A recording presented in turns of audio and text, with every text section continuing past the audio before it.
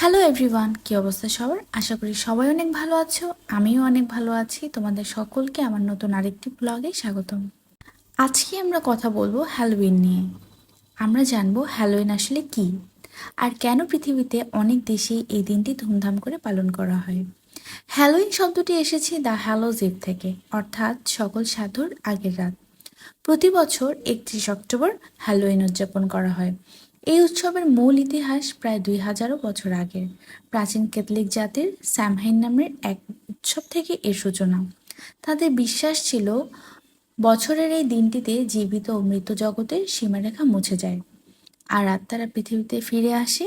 এই আত্মাদের তাড়ানোর জন্য মানুষ আগুন জ্বালাতো, মুখোশ পরতো, এমনকি ভয়ানক পোশাক পরে সাজতো, যাতে ভূতেরা তাদেরকে চিনতে না পারে।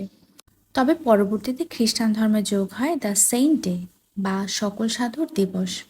তখন থেকেই দ্য হ্যালোজ ইভ ধীরে ধীরে হ্যালোইন নামে পরিচিত হয়।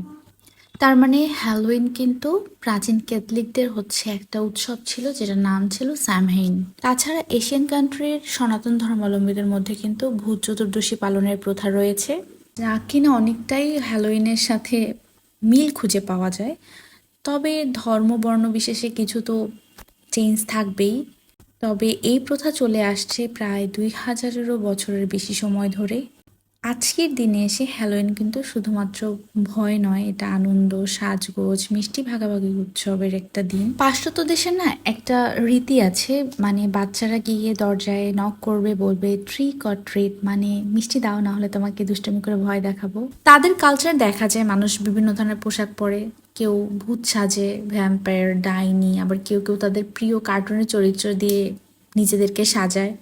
এছাড়াও তাদের বাড়ি ঘরগুলোকে সাজানো হয় কুমড়োর মুখ দিয়ে। এটার একটা বিশেষ নাম রয়েছে, যেটাকে বলা হয় জ্যাক ও ল্যান্টার্ন।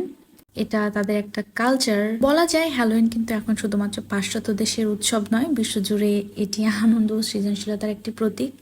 ভয়কে হাসিতে পরিণত করা, এটাই হচ্ছে হ্যালোইনের আসল মজা।